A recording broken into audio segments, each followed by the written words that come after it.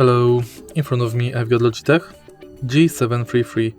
In this video I'll show you how to enable and disable Blue Voice for microphone.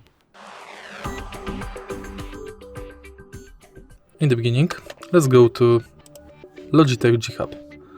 Enter microphone and switch this button to enable this function. Now you can change master output level.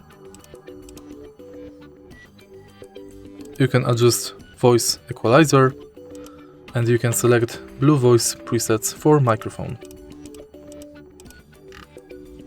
Also you can browse for more presets. In the end you can create your custom preset for microphone. Remember to test your microphone afterwards. If you find this video helpful, please leave like, comment and subscribe.